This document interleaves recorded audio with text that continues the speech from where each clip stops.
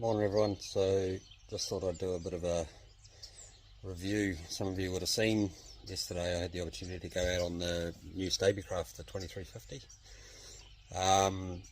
Just a bit of a disclaimer, I've got no affiliation with Stabicraft or anybody related to that boat or that build.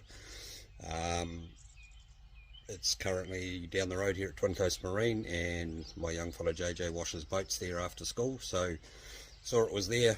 They do our servicing on our current boat, which for context is a 7.4 metre lasercraft with a 250 Suzuki. So had a fair bit of experience with a boat of this size. The boys were going out yesterday and I was lucky enough to tag along. So I'm not going to talk about power plant, electronics, anything like that, because obviously if you decide to get one, that's purely a choice for you. This one has the Yamaha power plant. Personally, I wouldn't go Yamaha, but in saying that, it did perform very well with that package. Garmin electronics, that sort of carry on. So, but again, that's personal choice, and if you're getting one, you're going to use whatever you want to use. So they have done some extensive work to that hull, throwing it off chop and slop, super soft, incredible.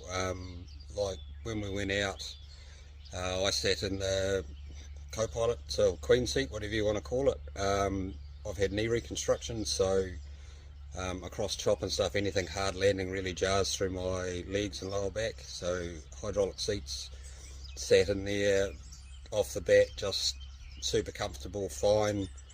After a while stood up and we were launching off chop, trying to play in the swell, throwing the boat around, not one single bit of jarring through the legs and through the knees, super soft. I jumped on the helm, cruises quite happily, mid-20s, 24, 25 knots, throwing it into corners at 28 knots on the side of swell, trying to get the windscreen wet basically, and managed just.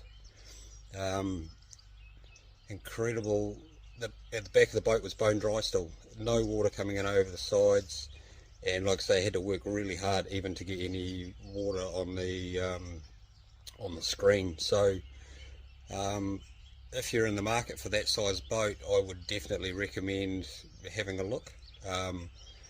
I haven't had a whole lot of experience with Stabies, but as a pontoon boat in that sort of conditions we were out in yesterday, it wasn't huge, but it was just that horrible choppy wind slop with a bit of swell. That's always that bang bang bang bang bang, and especially in my laser, like I mean, I love that boat, my laser, but this thing was next level.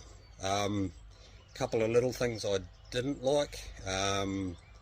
There's a pie warmer in this one, or we're out in the Profish, and it rattled the whole time. Now that may just be a fitting issue, it may be able to be tightened, I don't know, but that did bug me a little bit. There's this that rattle the whole time.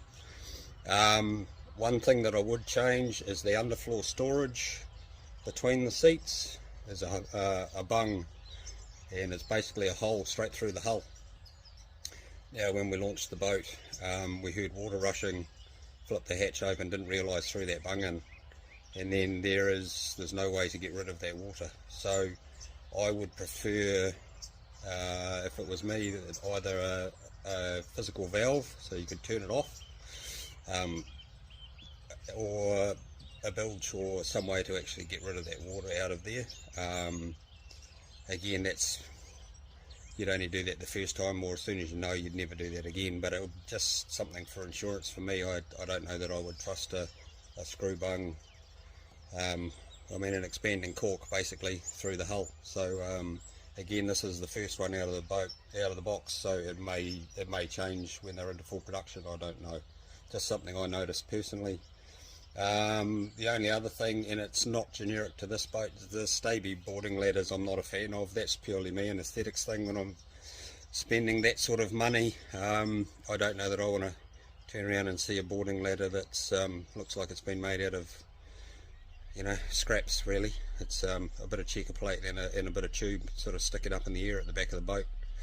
But I mean, again, that's just a personal, if I had to find something niggly, but the positives far outweigh any negatives, and like I say, I had to actually hunt to find something that I didn't like.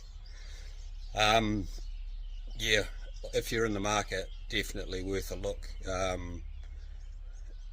It was an incredible boat for a 7 metre boat. Performance like you will not believe.